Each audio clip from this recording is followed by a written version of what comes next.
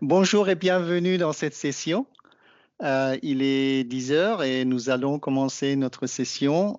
J'espère que s'il y a d'autres participants, ils vont arriver dans les secondes ou dans les minutes qui nous suivent. Je m'appelle Edmond Zaidi et serai pour la plupart d'entre vous l'analyste responsable, lead analyst, qui va avoir l'honneur de vous appuyer au cours des prochains mois. J'ai déjà mentionné cela hier lors de la session d'orientation générale, mais juste pour ceux ou celles qui n'ont pas pu participer hier, j'ai été moi-même membre du corps professoral au Canada et à l'étranger pendant un peu plus de 25 ans. Ma formation initiale est dans les génies. Et j'ai un doctorat en génie biologique et médical, et non pas en théorie de l'éducation, que j'ai découvert après la pratique et après une formation spécifique sur les sujets en lien avec le curriculum, résultats d'apprentissage et tout ce qu'on va discuter dans les prochains mois. Tout ça, je le répète pour vous dire que je connais très très bien les préoccupations du corps professoral avec toutes les charges d'enseignement et de recherche. Et surtout que si on n'explique pas bien ce qu'on fait, pourquoi on le fait, les exercices demandés par l'administration, en fait par l'OCAV, semblent une corvée de plus. Et c'est ce qu'on veut éviter. Pour moi-même, depuis une dizaine d'années, je me suis intéressé de très près au sujet de l'accréditation des programmes, ce qui m'a amené à apprécier la valeur que cette activité peut ajouter à un programme académique. J'ai aussi le plaisir de vous présenter Malak Junaid. Malak, s'il vous plaît, si vous pouvez activer votre caméra, s'il vous plaît. Bonjour. Voilà, donc Malak Junaid est notre adjointe en communication et projets spéciaux. Elle travaille au cabinet du provost et vice-recteur aux affaires académiques. Malak va nous assister au courant de ses activités. Elle va jouer un rôle très important lors de la messagerie avec vos diplômés. Donc, je vais expliquer tout ça plus en détail dans quelques minutes. Malak est en train de faire son bac spécialisé en économie à l'Université d'Ottawa. Merci Malak. Merci. Alors, commençons par le commencement. À droite, vous avez le fameux rapport volume 1 des Monsters, je l'appelle des Monsters. C'est la version mise à jour. Et à gauche, vous avez les 3 activités sur lesquelles je vais vous appuyer. Alors hier, j'ai présenté cette diapositive, mais on est passé très, très rapidement. Aujourd'hui, on va aller un peu plus en détail, voir à quoi ça sert ce SWOT. Le SWOT a des retombées et des répercussions sur plusieurs parties du rapport. Alors, ce n'est pas nécessairement un lien, qui va fournir toujours beaucoup de données. Ça dépend de l'emplacement. Commençons par le paragraphe ou la section 5.11. Vous voyez les sondages. Donc, une partie importante du SWOT sera la source des informations qui seront mises ici, 5.11, mais aussi 5.12, et on va en parler. Pourquoi nous pensons que les opportunités ou les occasions qui se présentent au programme, des informations pourraient être dérivées d'un sondage SWOT. Mais il y a aussi la partie sur les résultats d'apprentissage de programme. Et on va de nouveau voir pourquoi, parce que dans le SWOT, on va essayer de détecter s'il y a des lacunes, s'il y a des redondances, s'il y a des choses. Il y a aussi des retombées. Parfois, il y a des retombées sur la comparaison avec d'autres universités. Donc, on peut avoir la chance et avoir des éléments d'information qui pourraient nourrir. Et finalement, on a aussi les retombées sur le plan d'implémentation ou le plan d'action comme on l'appelait avant cela. Donc, il y a des retombées. Ce sont les retombées les plus importantes que j'ai spécifiés ici. Il peut y avoir aussi d'autres éléments et puis on va voir tout ça. Si vous avez des questions, n'hésitez pas à m'interrompre. Alors, si vous saisissez vos questions dans le clavardage, ce serait bien. Comme ça, on aura un historique. Sinon, n'hésitez pas à m'interrompre. Et il y a des pauses prévues dans la présentation. Et si jamais j'oublie, Malak va me le rappeler. Oui. Alors, j'ai mentionné aussi le spaghetti. Ben voilà le spaghetti. Pour les autres activités, la révision. Pardon, peut-on avoir la version en français? Oui, je peux. La plupart de mes diapositives sont en français. Celle-ci ne l'est pas. Oui, je m'appliquerai, Claire, à générer la version en français. Alors, il y a des retombées aussi sur la révision des résultats d'apprentissage et la cartographie cours PLO. Donc, vous voyez, et ce qui est apparent et évident, on ne va pas s'attarder sur ces liens, c'est que les correspondances ne sont pas linéaires. Et ça peut être un petit peu gênant parce qu'on voudrait avoir une organisation très claire, très structurée. Ben, ce n'est pas le cas parce que ce qu'on fait ici, ce sont des activités qui vont nourrir, qui vont fournir des informations pertinentes dans différentes sections du document. Donc, on va passer sur cette partie. Aujourd'hui, ce que je vous propose, c'est d'abord une petite définition et la raison d'être de cette activité pour bien clarifier le potentiel de cet outil, c'est juste un outil, et aussi les limitations. Donc, nous avons des ressources limitées à l'université. Et vous connaissez mieux que moi les critères ou les rappels au plan d'austérité qu'on nous rappelle tous les jours. Donc, c'est dans ce contexte et dans ce domaine avec des ressources extrêmement limitées qu'on essaye de simplifier les processus, non seulement pour nous-mêmes, mais aussi pour les bénéficiaires de ces services, donc les professeurs, les unités académiques. Ensuite, on va regarder le questionnaire en action, le look and feel, comment ça fonctionne, de quoi on parle. Pardon. Le produit de cette activité sera le rapport SWOT. Alors, nous avons un gabarit que je vais présenter. Et finalement, on va regarder le processus. Donc, les étapes par les étapes et quels sont les processus. Si vous voulez en savoir plus sur le questionnaire SWOT, nous avons un site web qui est en train de migrer sur le site du vice-provost. Je vais demander à Malak, s'il vous plaît, Malak, si possible, de partager les liens web.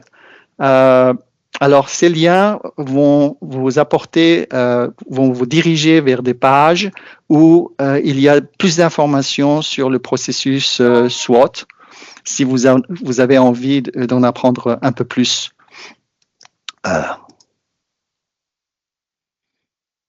Merci Malak. Alors, voyons pourquoi on fait ce qu'on fait. Eh bien, désolé, une autre diapositive en anglais, mais c'est rare. Nous sommes dans un environnement qui est en constante évolution. Et nous avons les disciplines qui sont affectées par beaucoup de choses, des contraintes économiques, mais aussi des changements, je dirais, assez dramatiques au point de vue technologie. Les champs d'expertise sont en train d'être changés, d'être remodelés tous les jours. Un autre aspect, c'est que chaque génération d'étudiants a des attentes différentes, des besoins différents, des aspirations qui sont différentes. Et il y a de la compétition, nous ne sommes pas seuls dans le monde universitaire. Et tout ça nous indique qu'il y a une nécessité d'adaptation. Il y a besoin de se se remodeler et de voir quels sont les besoins et quelles sont les expertises que nous avons pour pouvoir rapprocher ces deux. Il y a longtemps, enfin peut-être quelques années ou une dizaine d'années, budget n'était pas du tout une contrainte. C'était une petite contrainte. Maintenant, nous sommes constamment, quotidiennement rappelés au sujet du budget et donc il y a des choix à faire chaque fois. Et si nous avons une connaissance et des informations de notre contexte, ces choix seront plus judicieux. Alors, l'idée au cours d'un SWOT, c'est de pouvoir réfléchir à des questions qui sont, comme Leslie le mentionnait hier, ce sont des questions qui sont sur le plan stratégique. Quelle est, par exemple, notre efficacité à attirer, à retenir les étudiants? Je ne parle pas des statistiques. Tout ça, c'est Manon Desgroseilliers. Elle fait un excellent travail avec les statistiques. Mais plutôt sur le plan stratégique, plutôt en recueillant les informations des parties prenantes. On va voir de quoi on parle quand on dit parties prenantes. Comment nous comparons-nous avec des programmes similaires? Est-ce qu'il y a parmi nos étudiants, nos professeurs, des indications à ce sujet? Qu'est-ce qu'on pourrait améliorer? Ça, c'est le cœur du sujet. Y a-t-il des problèmes ou défis récurrents que les étudiants ou le personnel de soutien ou les professeurs ou les diplômés auraient identifiés et qu'on devrait... et tout le monde connaît ces problèmes, plus ou moins, mais on tente de le mettre en arrière-plan. On n'y attache pas d'attention parce qu'on n'a pas des ressources. Et finalement, quelles sont les actions essentielles pour développer davantage notre unité académique? Donc, ce sont ces questions stratégiques, et ce qu'on recherche dans le SWOT, c'est justement des réponses, mais des réponses qui seraient plus objectives que subjectives. C'est-à-dire, on veut se baser sur une évidence, et c'est ça que l'OCAV vraiment a besoin. C'est pas le produit de 2 ou 3 personnes qui vont bien sûr réfléchir à ces questions et ont une bonne compréhension. L'OCAV préfère, et le système d'évaluation préfère qu'on identifie les forces, les faiblesses, les opportunités ou les occasions d'amélioration et les menaces. Et nous avons besoin d'une approche qui serait fondée sur des données probantes afin de garantir l'alignement justement avec les parties prenantes.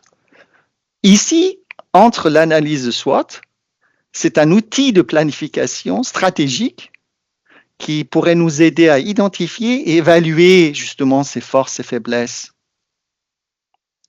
Vous le savez peut-être mieux que moi, cette technique ne se limite pas bien sûr aux programmes académiques, elle est très utilisée en gestion et en réalité, elle est issue de l'étude des organisations et du fonctionnement des entreprises. Donc ici, on est intéressé au fonctionnement du programme académique. Et c'est pour ça qu'on va cibler nos questions de manière à détecter ce qui fonctionne bien, ce qui fonctionne moins bien, et on va ouvrir cet éventail. Alors, j'ai mentionné plusieurs fois les parties prenantes. De qui on parle? Nous avons 4 catégories de parties prenantes, commençant par les étudiants et les étudiantes. Ce sont les gens qui sont en lien avec le ou les programmes d'intérêt qui sont au menu pour l'analyse SWOT. Il y a les titulaires de diplôme, les diplômés, de nouveau en lien avec les programmes. Le corps professoral qui enseigne présentement ou ont enseigné dans le passé en lien avec les programmes. Et ensuite, le personnel de soutien. Donc, nos parties prenantes, bien sûr, on pourrait ajouter les employeurs, on pourrait ajouter les membres des associations professionnelles. It's my dream. Malheureusement, nous n'avons pas les ressources. Nous n'avons pas les ressources pour ajouter tout ça. Donc, on va se concentrer justement sur l'essentiel des parties prenantes, ceux qui, de manière quotidienne sont en lien, étudiants, corps professionnels, personnel de soutien, ou les diplômés, qui jouent un rôle très, très important pour pouvoir fournir ces rétroactions et ces données probantes, espérons-le. Ce qui nous amène à une définition d'une analyse SWOT dans notre contexte académique. Il s'agit d'un processus, donc d'un outil en fait, qui va nous aider à trouver des indices fiables sur les facteurs qui affectent la performance du programme académique. Et la perspective, c'est la perspective des parties prenantes. Et c'est exactement ce point qui est essentiel dans l'idée de l'OCAV, où ils veulent vraiment avoir qu'est-ce qu'ils pensent, que pensent vos intervenants, vos parties prenantes. Donc, trouver ces indices fiables ou déterminer, identifier ces indices fiables. Deuxièmement, découvrir quelles solutions les parties prenantes et nous-mêmes pourrions proposer pour résoudre, pour aborder ces problèmes. Donc ici, on parle d'une intelligence collective. C'est-à-dire, on ne se limite pas à une ou deux personnes qui vont dans leur coin et puis qui réfléchissent. On ouvre le problème à une multitude de parties prenantes pour justement demander leur rétroaction. Et troisièmement, eh bien, qu'est-ce qu'on fait avec tout ça? On les étudie et puis on découvre, on développe des stratégies pour renforcer ces programmes. Donc, s'il y a des points de faiblesse, on essaie de les aborder, remédier aux faiblesses. Et s'il y a des forces, comment on pourrait avancer un petit peu dans ces forces. Donc, des stratégies pour progresser. Quels sont les facteurs intéressants auxquels nous sommes intéressés? Ben, tout, c'est tout à fait ouvert. On parle des techniques d'enseignement, on parle des équipements de laboratoire, espace physique, si ça s'applique, environnement de salle de classe, outils et politiques d'apprentissage en ligne, si c'est bimodal, si c'est hybride, auto-apprentissage, vie communautaire qui peut avoir un impact, excursions, sport et loisirs, la vie, ludification, aspiration professionnelle. Donc, les facteurs sont la gamme et l'étendue des facteurs est si large qu'il faut vraiment avoir des questions ouvertes. On ne peut pas se limiter à faire un choix multiple, un questionnaire avec un choix multiple, parce qu'on aurait des centaines et des centaines de questions à poser. Et on n'a pas les ressources et les gens ne sont pas si patients. Donc, par l'entremise de questions ouvertes, on essaye d'attraper, si j'ose dire, ces éléments qui tiennent au cœur des parties prenantes.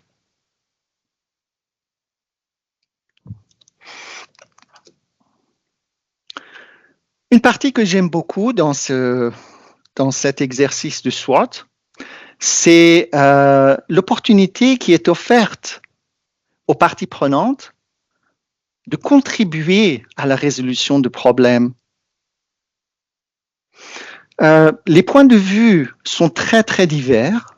Vous êtes en train d'interroger vos diplômés, par exemple, il y a 3 ans, qui ont été diplômés, puis elles sont des professionnels. Vous interrogez aussi des étudiants de première année, vous interrogez les professeurs, donc tout votre corps professoral. En passant les corps professoraux, il s'agit des professeurs réguliers et à temps partiel aussi. On ouvre à tout le monde. Donc, vraiment, on a un riche compendium. Je l'appelle la mine d'or. Et c'est une autre majeure différence avec des sondages de satisfaction, où on vise de manière très étroite un certain nombre de critères et puis on demande des rétroactions pour la satisfaction, ça a bien marché, ça n'a pas bien marché. Ici, on offre l'occasion pour retirer des informations liées aux stratégies qui mèneraient à des améliorations de programme. Maintenant, dans le rapport, les gens vont dire beaucoup de choses et ce sera à vous, en tant que comité qui sera en charge du traitement de ces informations, de décider qu'est-ce qui est admissible, qu'est-ce qui n'est pas. Parce qu'il y a beaucoup de choses aussi qui sont des choses qui ne sont pas possibles dans le contexte que nous avons. L'analyse de données, je vais vous montrer cela un peu plus en détail. Nous avons un diagramme, un fameux diagramme SWOT, où on a 4 cadrans. Je l'aime beaucoup, ce 4 cadrans, qui est arrangé par thème et arrangé par priorité. Donc, ça nous donne une vue d'ensemble de ce que vos intervenants ont à dire sur ce point. Et bien sûr, comme je l'ai mentionné, tout ça, on le fait pour développer des stratégies. Alors, comment est-ce qu'on peut tirer partie des possibilités? Comment est-ce qu'on peut protéger le programme contre les menaces? Eh bien, il faut remédier aux faiblesses, d'abord commencer. Et aussi, on pourrait se concentrer sur les forces et essayer de voir comment est-ce qu'on peut augmenter les forces. Chaque unité académique a des forces qui lui sont propres. Donc, comment est-ce qu'on peut miser sur ces forces pour aller de l'avant?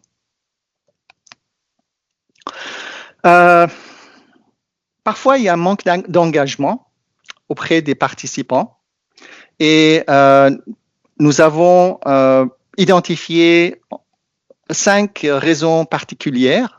C'est manque de pertinence. Alors, pourquoi les parties prenantes perçoivent la pertinence comme non pertinent pour eux? Si elles ne voient pas comment leur contribution influence les résultats, cela se passe ainsi. Elles peuvent se désengager pensant que l'exercice n'en vaut pas la peine. Donc, il y a une remédiation, je vais en parler. Deuxièmement, il y a fatigue due au questionnaire. Donc, si les parties prenantes sont fréquemment sollicitées, et nous savons que nous sommes de manière personnelle et professionnelle, il n'y a pas un jour où on ne reçoit pas un sondage. Les gens sont très occupés et si les retours précédents semblent avoir eu peu d'impact, elles peuvent ressentir de la fatigue et perdre intérêt à participer. Mauvaise conception, alors barrières techniques ou problèmes d'utilisabilité, si on a trop de questions, trop de si, if then else, je dirais si alors, etc., etc. Pas assez de communication, c'est lors de la promotion. Je devrais dire pas assez de communication pour la promotion de l'activité. Ça, c'est très important. Et la dernière aussi, c'est les contraintes de temps, le timing. Tout le monde est assez occupé. Donc, le choix de la période de lancement de l'enquête, parce que ça sera une enquête en ligne, en utilisant l'outil SurveyMonkey, c'est assez important. Et la communication ou la promotion, je dirais, c'est faire un petit peu de pub durant les cours ou les rencontres ou les assemblées départementales pour justement exposer les gens à ce qu'ils au but de l'activité, aux séquences de l'activité, qu'est-ce qu'on va faire avec tout ça, etc., etc. Alors, ce qui nous amène au questionnaire, justement. Alors, nous, tout ce qu'on va faire, on va faire une configuration. On a les catégories qui sont obligatoires, les étudiants, les profs, les membres de soutien. Pardon. Facultatif, mais très, très recommandé, on a la catégorie diplômés. Donc, on a décidé qu'on fait les diplômés parce qu'en fait, pour moi, je comprends toujours pas comment l'OCAV a décidé que les diplômés, c'était facultatif. Et c'est justement ici que nous, on peut vous appuyer parce qu'on a Malak et elle sera chargée de trouver les adresses courriels et d'envoyer et de configurer, de faire tout ça. Donc, nous avons une ressource. Donc, nous sommes dit, tant qu'on y est, on va le faire. Nous allons avoir des questions sociodémographiques. Le seul choix qui est permis, c'est soit d'inclure ces questions, soit de ne pas les inclure. D'accord? Donc, vous allez avoir un questionnaire qui sera configuré pour vous d'abord, et ensuite vous aurez, on va le voir, à choisir quelles sont les questions que vous voulez supprimer. Et les questions ouvertes sont des questions standards, et on va les voir. Alors, ici, je vais demander à Malak de partager avec vous la version en français d'abord, ou si vous avez votre portable, si vous souhaitez, vous pouvez faire un scan de ce FR, de ce QR code à droite, ce qui vous amène directement sur un questionnaire type français. Alors, la différence avec le questionnaire type en anglais, merci Malak, c'est qu'en anglais, on a plusieurs programmes, donc on a essayé de diversifier. La version en français porte sur un seul programme. La version en anglais porte sur plusieurs programmes. Donc, on a décidé de faire 2 gabarits pour alléger et ne pas avoir à dire le programme, etc., etc. Donc, c'est la seule différence. Ces 2 programmes sont des programmes hypothétiques qu'on a créés juste pour cette démonstration. Alors, ce que je suggère que vous fassiez, c'est d'aller sur, par exemple, la version FR ou la version EN, ce qui vous plaît. Et puis, en même temps, je vais partager mon écran et je vais voir. Voilà. Donc, une fois que vous cliquez sur le lien va vous amener sur cette page.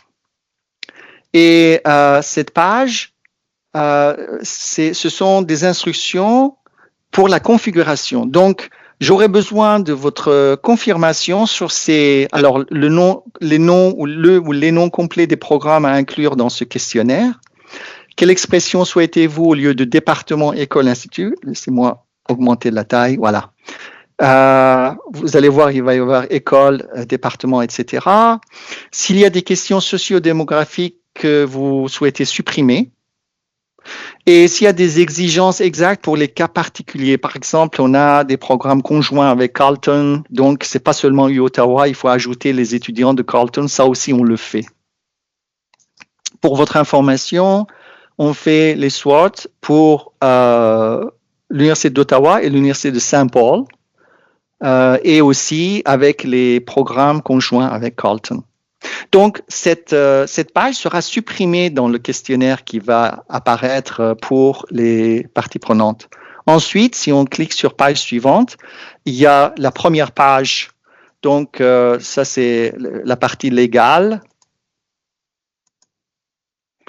Et ensuite, il y a une autre page qui va expliquer de quoi il s'agit ici. Donc, qu'est-ce qu'on fait, comment il faut remplir le questionnaire. Alors ici, c'est important. Vu la manière que ce questionnaire est créé, d'abord, toutes les questions sont anonymes. Deuxièmement, il ne faut pas fermer le questionnaire au milieu des réponses parce que les réponses seront perdues. Et presque aucune des questions n'est obligatoire. Enfin, les questions sociodémographiques, il y en a qui sont obligatoires, il y en a qui ne sont pas. Mais les questions sur les autres questions ouvertes ne sont pas obligatoires, donc il n'y a pas d'astérisque. Donc ici, on leur demande de considérer, de remplir et de répondre. Et puis le temps qu'il faudra pour répondre aux questions, nous estimons que 10 minutes serait suffisant si on sait de quoi on veut parler. Maintenant, il y a des gens qui vraiment offrent des aperçus très, très détaillés. je pense qu'ils prennent plus que 10 minutes. Alors ici, c'est le choix de la catégorie de parties prenantes. Comme vous voyez, nous avons les étudiants, les titulaires de diplôme, les professeurs, les membres du personnel de soutien. On va commencer par les étudiants et on ne va pas aller jusqu'au bout. Je vais vous montrer de quoi il s'agit. Alors bien sûr, ici, c'est la configuration pour un seul programme. Donc, on a décidé, c'est le BA spécialisé en psychologie, école de psychologie. Donc, il y a la possibilité de cliquer ici. Et vous allez me demander pourquoi tu as mis autre ici. Eh bien, parce que parfois, le questionnaire n'est pas envoyé au bon, et ça s'est passé il n'y a pas longtemps.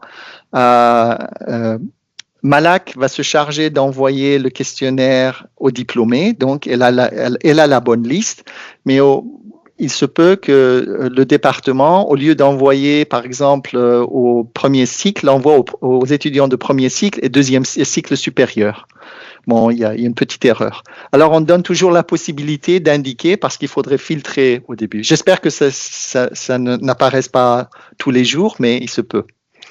Alors, il y a indiquer votre langue de préférence, parler à la maison, la langue que vous étudiez, en quelle année d'études êtes-vous, votre année de diplomation prévue, la combinaison du programme d'études avec ses options, vous changez ou envisagez de changer votre programme d'études d'options. Alors, toutes ces questions, vous pouvez me dire, Edmond, je ne veux pas cette question. Alors, tout ce que vous avez besoin de faire, c'est de faire un copier-coller du texte ou de la figure ici et me l'envoyer dans un seul courriel et me dire, voilà, je ne veux pas cette question, je ne veux pas cette question, je ne veux pas cette question. Ensuite, il y a une question sur la résidence. Est-ce que la personne résidait au Canada ou pas avant de venir à l'Université d'Ottawa? Il y a des unités. Toutes ces questions sont le fruit des questions les plus populaires avec les unités académiques au cours des 5 dernières années. Donc, les gens me disent, nous, on veut cette question. Donc, on a fait un ensemble de questions. Et puis, le choix est le vôtre. Si vous voulez supprimer la question, vous pouvez très facilement me demander de la supprimer. Donc, on ne va pas aller de l'avant parce qu'il faudrait répondre à toutes les questions obligatoires. On va aller en arrière. Alors, à peu près la même chose va se passer sur les titulaires de diplôme. Allons sur le membre du corps professoral. Donc ici, on rappelle que ce questionnaire porte sur le BA spécialisé en psychologie. C'est très pertinent pour les multiprogrammes et pour un seul programme aussi, ça reste pertinent. Et puis, voilà les questions standards. Quels sont, selon vous, les points forts de ce programme? Comment l'école peut-elle renforcer ses points forts? Deuxième question. Quels défis ou aspects à améliorer voyez-vous dans ce programme? Quelles mesures l'école devrait prendre pour répondre aux défis que vous avez identifiés dans la question précédente? Donc, c'est là où on invite les participants à offrir des solutions. Et aussi, on leur donne la possibilité, de nouveau, d'aller grand ciel ouvert, tout autre commentaire supplémentaire qui pourrait être en lien qui pourrait affecter l'expérience des étudiants dans le programme. Et donc, tant qu'on y est, on a une évaluation de la qualité de ce questionnaire pour voir qu'est-ce que pensent nos parties prenantes. On est dans le contrôle qualité, donc on doit être attentif. Et si les gens les participants ont des rétroactions au sujet de l'organisation du contenu du questionnaire, elles sont invitées à nous répondre ici.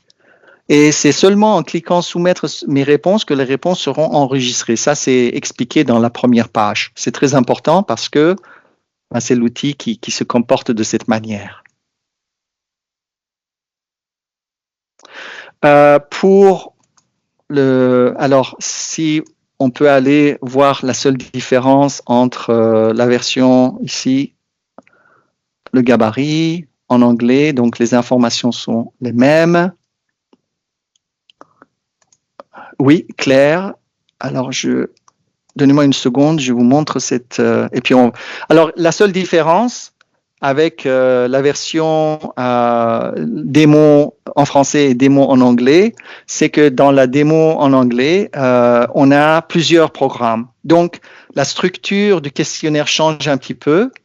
Alors, what do you consider the key strengths of these programs? General feedback that applies to all programs. Program-specific feedback. Please mention the program name. Alors, les gens ont la possibilité de donner des rétroactions qui s'appliqueraient à tous les programmes ou plutôt se concentrer sur une rétroaction qui mentionne, par exemple, le PhD en chimie seulement. Voilà. Allez-y, Claire. Désolé pour le retard, le délai. Non, pas de problème, c'est très bien, c'est très bien. Je me demandais juste, là, je crois pas l'avoir lu dans la première partie, là, où il y a toutes les informations du questionnaire, le nombre de mots possibles. Je voulais juste savoir, parce que je voudrais pas que certains profs soient limités à écrire juste dans la case, mais qu'ils sachent qu'il n'y a pas de mots limités, il n'y a pas le nombre de mots.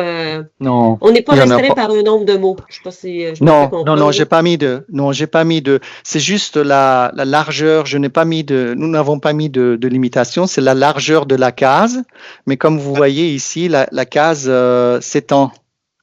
Donc, à mesure que les gens tapent, ils peuvent aller très très loin. Et pour vous dire la vérité, les plus longs essais que j'ai eus, c'était en sciences politiques, où les personnes me donnaient des rétroactions très très utiles, très valides et très longues. Voilà.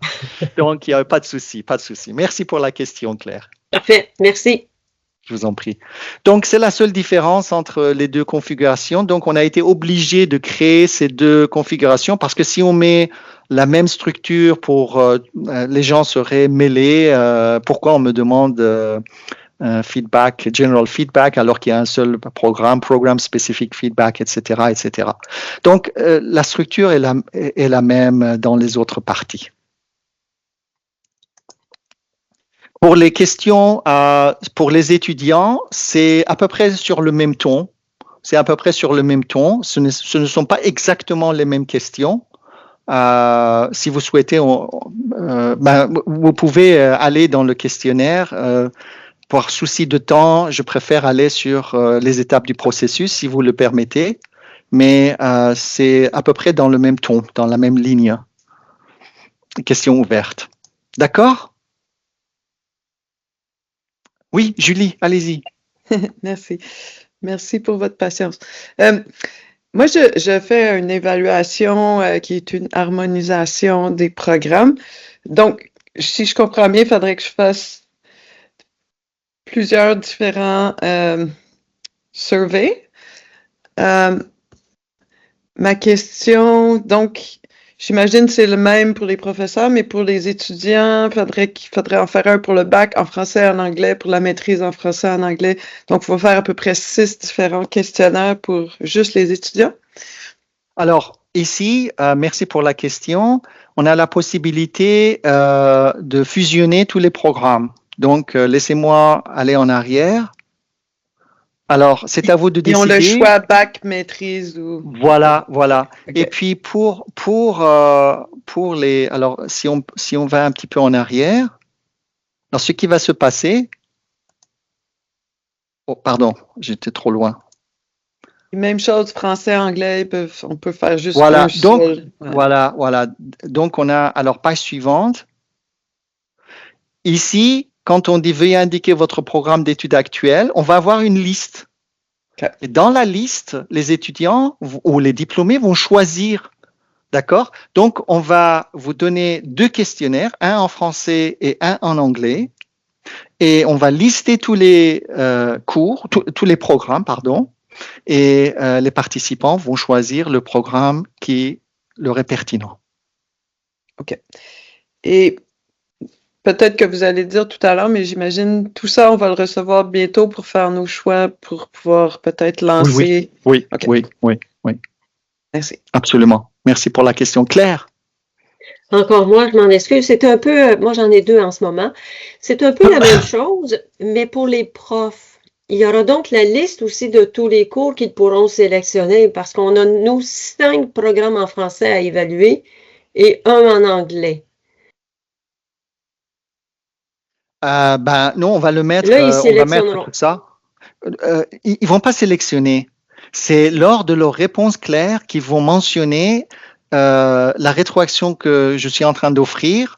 Est-ce que ça s'applique à un programme particulier ou à un programme ou à tous les programmes? Donc, c'est à eux de spécifier. On n'a pas de branchement pour les professeurs.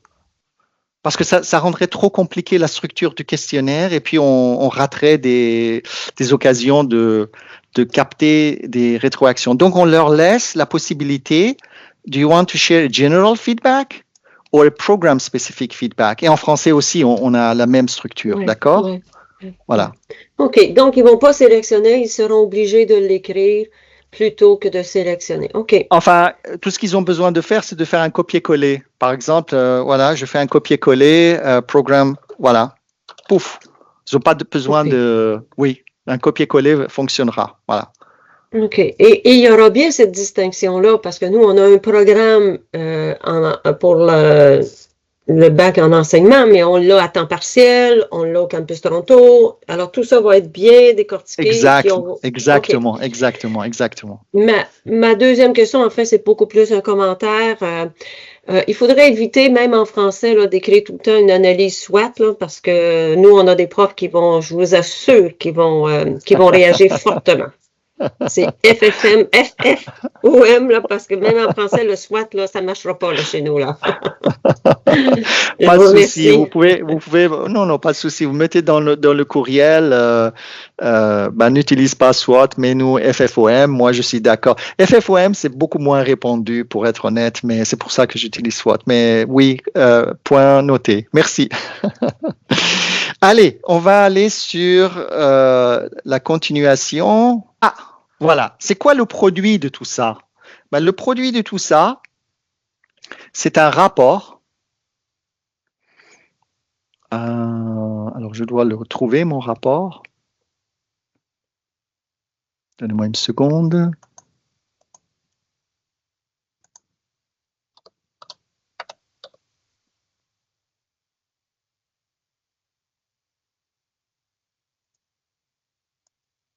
Voilà.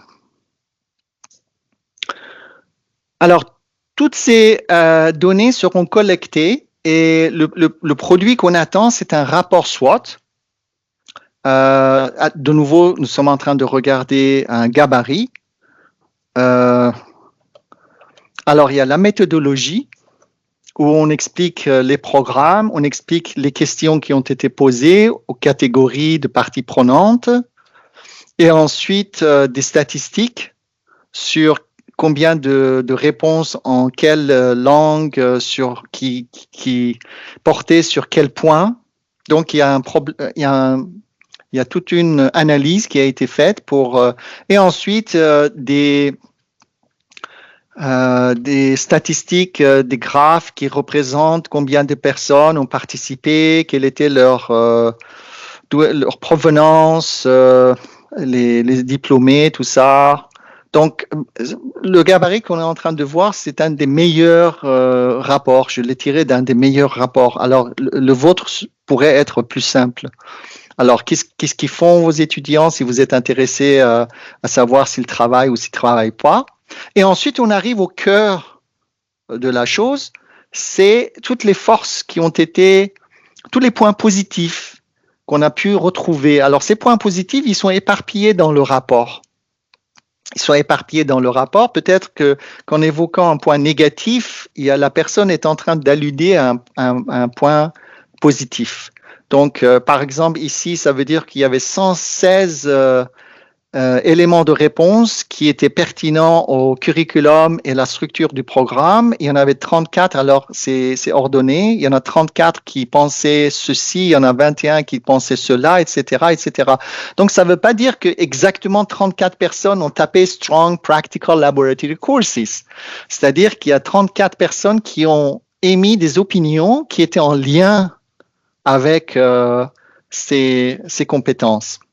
Donc, on fait la même chose sur les faiblesses. De nouveau, il y a les titres et puis ensuite les sous-parties, les menaces.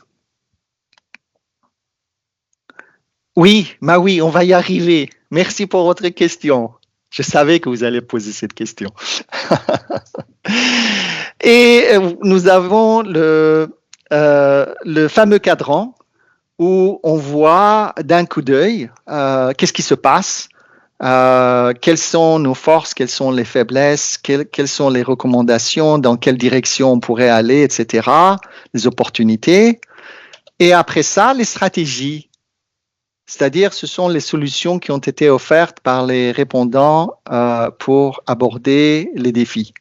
Alors, il y a un nuage de mots, bien sûr. Alors, pour ce programme, par exemple, il y a Career Support qui sort très, très fort. Donc, la chose qui était au premier plan, c'était le support pour les carrières. Et ensuite, il y a de nouveau un travail d'analyse qui doit être fait. Et par exemple, il y a Address Challenge. Alors, le défi, c'était que les parties prenantes ont estimé qu'il n'y a pas assez de, et ça c'est quelque chose d'assez général, il n'y a pas assez de guides, de guidance, en bon français, sur les carrières. Alors, une petite explication et les aperçus. Alors, tout ce qu'ils disent, qu'est-ce qu'il faudrait faire? Tout ce qu'il faudrait faire. Voilà. Et donc, on a environ 4 ou 5, parfois 6 défis qui sont listés ici et qui seront une très, très bonne source pour nourrir le plan d'action. Bien sûr, c'est à vous, comme comité et experts en la matière, de décider qu'est-ce qui est permissible, qu'est-ce qui est applicable, qu'est-ce qui n'est pas. Et ensuite, on vous donne le texte intégral des stratégies. Donc, les étudiants, c'est ce qu'ils ont dit. Comment 1, 2, 3, etc. Pourquoi on vous donne, bien sûr, vous aurez toutes les données brutes, mais les données brutes viennent dans un format Excel et PDF. C'est assez difficile à regarder. Ça, c'est pour minimiser le risque d'erreur lors de l'analyse. Parce que lors de l'analyse, c'est l'interprétation. Et on va voir qui doit faire cette interprétation. Donc, la même chose pour les diplômés. Qu'est-ce qu'ils ont dit? Quelles sont les rétroactions, mot pour mot, pour chaque professeur. Sauf s'il y a rarement, vraiment rarement, j'ai vu des abus dans les questionnaires où il y avait un nom de professeur qui était mentionné, blablabla, on l'aime pas, il est machin, il est comme ça. Nous, ce qu'on fait, on sépare cette partie. Cette partie est séparée s'il y a un nom de professeur et elle est communiquée de manière confidentielle au comité. Donc, ce document, pour dire que ce document est un document que vous pouvez partager avec les collègues sans souci de confidentialité ou quoi que ce soit. Mais bien sûr, il y a les codes de cours, le nom de cours, tout ça, on ne peut pas le changer. Voilà. Donc, ça, c'est le gabarit. Maintenant, allons sur la question essentielle que... D'abord, sur le gabarit, est-ce qu'il y a des questions, sauf la très bonne question de Maui Bouchard, que je vais aborder dans quelques instants? Non? D'accord. Donc, allons-nous-en. Ce qui nous emmène au processus. Comment on va faire tout ça? Eh bien, voilà le processus. Le processus, il commence par un petit courriel de Malak qui va vous demander la configuration. Configuration, elle va vous poser des questions comme quels sont le ou les programmes. Nous avons besoin du titre officiel en français et en anglais, si applicable. Et quels sont combien d'années vous voulez reculer pour vos diplômés. Donc, est-ce que vous voulez reculer de 1 an, de 3 ans, de 5 ans? Généralement, on va entre 3 et 5 ans pour les diplômés. Donc, elle aura besoin de ces informations. Donc, de votre côté, c'est à vous de fournir ces informations et d'identifier un assistant. Et c'est ça la réponse c'est qui la personne qui va... Alors moi, mon rôle, nous n'avons malheureusement pas assez de ressources. Alors mon rôle, c'est de former cette personne, de lui montrer comment faire, de lui montrer le gabarit. Alors c'est une session de 1h30. Et donc, pour vous soulager de cette tâche, il y a un assistant. En général, c'est un TA ou c'est un RA au sein de l'unité académique. Et alors, il y a des unités académiques qui décident de le faire eux-mêmes. Ils disent, nous, on est content avec les données brutes, donne-nous les données brutes, on se débrouille. Ça marche pour des programmes qui sont assez petits. Si vous avez une dizaine ou une vingtaine de répondants, ça marche. Mais si vous avez 300 répondants, ce n'est pas faisable. Donc, nous, on recommande d'embaucher un assistant ou une assistante. Alors, nous, de notre côté, alors tout ce qui se passe en dessous de cette barre, c'est moi, assisté par Malak Junaid. Tout ce qui est au-dessus, c'est vous, Academic Unit, d'accord? Donc, en blanc, c'est moi. Alors, Configure and Share Standard Questionnaire, alors ça, c'est la configuration. Et puis, je partage avec vous le questionnaire standard en anglais et en français, me basant sur la configuration. Et Malak va faire une requête des courriels des diplômés. Ensuite, de votre côté, la prochaine étape serait pour vous de valider ce questionnaire. D'accord? De dire que, dire que nous, on n'a pas besoin de ces questions. Et le reste, tout est bon, les programmes sont bien entrés, il n'y a pas on n'a pas oublié quelque chose, dernière minute. Une note très très importante, une fois que le questionnaire est lancé, on ne va pas le toucher. Je vous explique pourquoi. Parce que si on s'amuse à faire, et ça je l'ai découvert et j'ai eu une expérience très très amère, c'est que si on change quelque chose dans le questionnaire, SurveyMonkey va couper les personnes qui sont en train de rentrer les données. Alors, imaginez-vous, la personne très fatiguée dit « Oh, un questionnaire, je dois… » Alors, SurveyMonkey, dès que je fais un petit changement, une fois que c'est lancé, SurveyMonkey va dire « Oh, sorry, the questionnaire was changed, was updated. » Alors, recommence. Oh là là, c'est la dernière chose qu'on voudrait faire. Donc, on fait toutes nos validations, on regarde tout ça avant Malak va partager avec vous une lettre d'invitation. Alors, cette lettre d'invitation devrait être validée, nous sommes dans la phase 6, lettre d'invitation devra être validée par vous. Et cette lettre d'invitation sera envoyée par notre côté, c'est Malak qui va s'en occuper, aux diplômés. Les 3 autres catégories, c'est-à-dire étudiants, professeurs et personnel de soutien, c'est votre unité académique qui va s'en occuper. Nous n'avons pas leur courriel et nous n'avons pas les ressources pour le faire. Donc, nous, on s'occupe des diplômés. Ensuite, on va donner de 10 jours à 2 semaines, dépendant du cas, aux participants de répondre au questionnaire. C'est là où le timing est très important. Quand est-ce que vous souhaitez lancer le questionnaire? Comme ça, on maximise les chances d'avoir des bonnes réponses. Et en même temps, je partage avec vous, quand on lance le questionnaire, je partage avec vous un lien sur lequel vous pouvez cliquer et regarder en temps réel combien de répondants ont répondu. Maintenant, si vous avez 100 répondants qui ont répondu, ça ne veut pas dire que vous avez 100 réponses parce que les gens peuvent sauter les questions.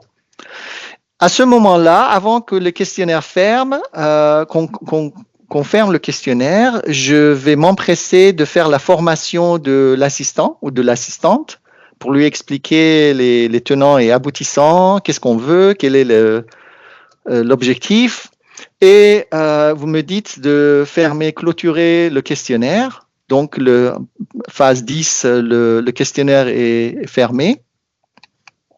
Et c'est là où je vais mentorer assister l'assistant pour lui montrer comment faire. Et mon rôle sera de détecter des anomalies ou des choses qui seraient entrées par erreur ou maintenant, on a les outils basés sur l'intelligence artificielle. Ça fonctionne assez bien, mais il faut faire très attention. J'ai eu une étudiante qui a utilisé sans prendre garde et ça a donné des résultats qui n'étaient pas corrects. Alors, mon rôle serait de regarder et on a 3 ou 4, jusqu'à 4 rencontres avec l'assistant ou l'assistante. Donc tout ça, vous êtes soulagé parce que c'est moi qui va faire cette formation et ce contrôle de qualité jusqu'à ce que le rapport soit arrivé, soit prêt. Et donc, il sera partagé avec vous et on va regarder les points saillants de ce rapport. Pour en discuter, c'est le moment où généralement les unités académiques me demandent est-ce que les trouvailles de ce SWOT, est-ce que ça c'est corrélé avec les autres SWOT et des autres unités, etc., etc. Donc on peut avoir une discussion et puis on termine. Ici, je vous ai donné un timing ou une duration. Alors vous voyez que c'est complètement, ce n'est pas à l'échelle. Ça c'est le plus rapide qu'on puisse faire. D'accord? Donc, ça, c'est le plus rapide qu'on puisse faire. Si tout fonctionne idéalement et à merveille, et c'est ce que Leslie Schill a supposé hier en présentant moi j'aime bien ces activités, c'est comme on est dans le paradis. Donc, personne ne fait aucune erreur, no sin, no nothing. Julie, allez-y. Oui. J'ai juste peut-être manqué une information. D'où vient l'assistant? C'est qui l'engage? Tout ce qui est en dessus de cette barre, c'est l'unité académique. Donc, c'est l'unité académique qui doit le trouver, l'engager et ça, c'est quelque chose qui est assurément financé par... Est-ce que c'est une réalité ou c'est un souhait? C'est comme ça qu'on a fonctionné jusqu'ici pour pouvoir faire le rapport.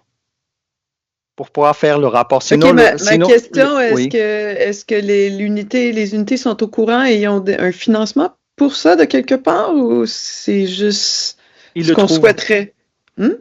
Ils le trouvent finalement. OK, donc moi, il faut que je fasse la demande parce que personne m'a parlé de ça. Oui. OK.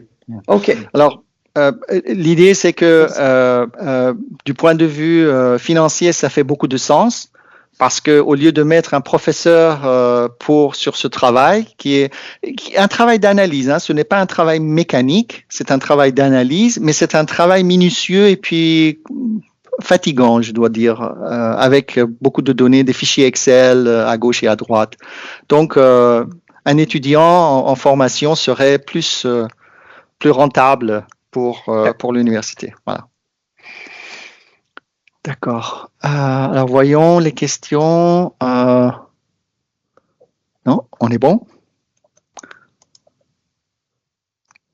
Alors, une chose que je recommande très fortement, il y a des unités qui le font, il y a des unités qui ne le font pas, c'est de communiquer les résultats aux parties prenantes. C'est vraiment très recommandé pour vos enquêtes ultérieures et pour la réputation de l'unité académique.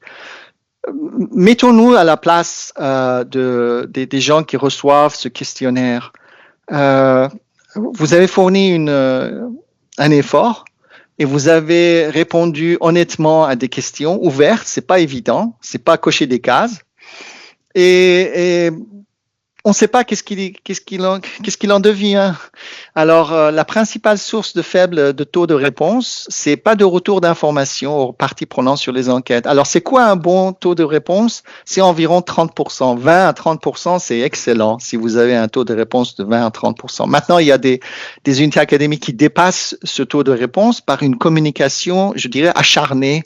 Le promote très très bien, la promotion est très bien faite au cours des cours. Même il y a des unités qui donnent 10 minutes à la fin d'un certain cours. Allez sur le SWOT, s'il vous plaît, c'est très important. Mais ce n'est pas suffisant.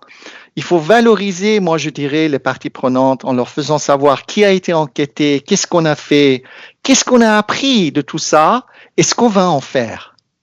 Et qu'est-ce qu'on va pas faire parce que ce n'est pas possible. Alors ça peut être une rencontre en ligne, ça peut être dans un amphithéâtre. C'est très très recommandé. Ça sort de mon sujet parce que ici il n'y a rien que je puisse faire pour assister cette activité, mais c'est juste un conseil et ça a de la valeur pour que vos parties prenantes prennent plus au sérieux les questionnaires. Alors, très, très rapidement, l'analyse SWOT, c'est un outil qui peut être utilisé. Ce n'est pas le seul outil. Vous pouvez utiliser d'autres outils, mais c'est un outil qui est disponible et il est utilisé pour identifier des données fiables et pour développer des stratégies. La meilleure chose, c'est de le faire toutes les années. Je vois, malheureusement, France Rioux nous a quittés, mais est-ce qu'il y a quelqu'un de... Non. On n'a pas de personne de nutrition.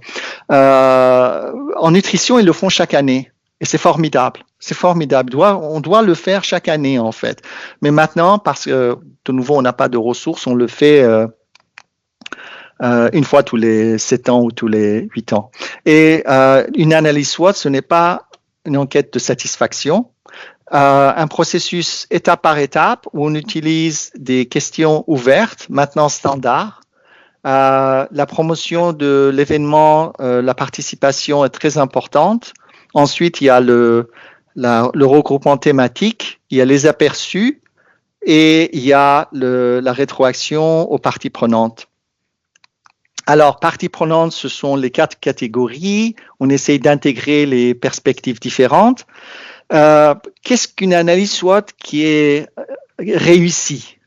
C'est là où vous avez réussi à engager vos participants pour vraiment donner leur opinion de manière très honnête, directe, et surtout si on a un taux de participation assez élevé. Je disais 20%, 30%, c'est idéal. On utilise des questions ouvertes. Alors, la plupart des gens sont heureux, sont ravis d'avoir des questions ouvertes et parfois il y a des gens qui disent « Oh, nous on préfère les choix multiples ». Donc, et on fait une analyse qui est totalement neutre. Donc moi, ce que je m'applique, c'est que je suis totalement étranger à votre unité académique et c'est pour ça d'ailleurs qu'on met le verbatim, le texte intégral des rétroactions à la fin et vous avez toutes les données brutes pour vérifier. Donc, je viens comme personne qui n'a pas de parti prise à gauche et à droite et donc on essaye de vous refléter, on essaye d'agir comme un petit miroir, de refléter ce que vos parties prenantes ont dit. Et bien sûr, tout ça, c'est pour arriver aux stratégies, au plan d'action pour l'amélioration du programme. Alors, la prochaine étape, c'est nous comprenons que chaque unité académique a un timing différent. Alors, ce qu'on propose, c'est d'arranger pour une rencontre, je dis one-on-one. Ça sera une rencontre entre moi et votre comité. Alors, moi et votre comité, pour mieux comprendre les défis, pour mieux comprendre vos inquiétudes, pour mieux comprendre vos besoins, vos attentes et des détails qu'on peut pas discuter en groupe. Donc, ce que je vais vous demander, c'est de cliquer. Je vais demander à merci Malak, elle l'a déjà fait. Alors, s'il vous plaît, cliquez sur ce lien et pour réserver un temps, ça sera une session de 1 heure pour discuter justement de vos besoins. Et puis, je pourrais aller un peu plus en détail Donc, on va créer un espace partagé sur SharePoint, comment on va faire, etc., etc. Et il est vraiment très recommandé d'avoir toutes les personnes qui sont impliquées dans ce processus qui participeraient. Alors, si vous êtes plus d'un, s'il vous plaît, utilisez le Add Guest. Ne réservez pas deux tranches horaires, de plages horaires. Mettez Add Guest, comme ça, c'est directement fait de cette manière.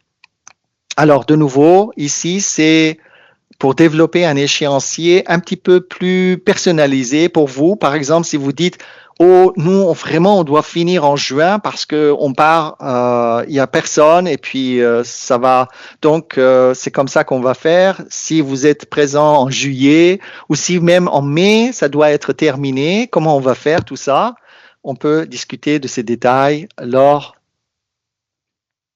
Et voilà, et j'ai terminé. Merci beaucoup pour votre participation. Et si jamais vous avez des questions, n'hésitez pas à me contacter. ezahidi@uottawa.ca. C'est mon courriel. Et moi et Malak, nous allons faire de notre mieux pour vous appuyer dans cette activité SWOT. Voilà. Je reste en ligne si vous avez des questions, mais je suis toujours disponible. Oui, bonjour. Merci beaucoup. Oh. Je vous en prie. Oui, merci. J'ai toujours des questions hein, parce que moi, je veux m'activer là-dessus. Allez-y. Pour la rencontre, nous, on a un steering committee avec le directeur et une autre. On est 3. Ouais. C'est moi qui choisis la date, mais il faut que je les consulte avant, c'est ça? Oui, c'est ça, s'il vous Et plaît. c'est en ligne, c'est ça? C'est en ligne, oui. Toutes les activités seront en ligne, oui.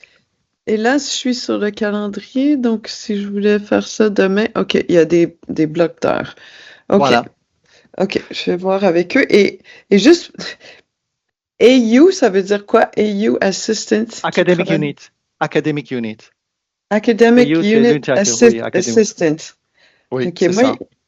ils m'ont pas parlé de ça du tout, mais en tout cas, je vais poser la question. OK, ben, merci beaucoup. Hein, Je vous en prie. Je vous en prie. Allez, bonne au journée. Bye. revoir. Au revoir.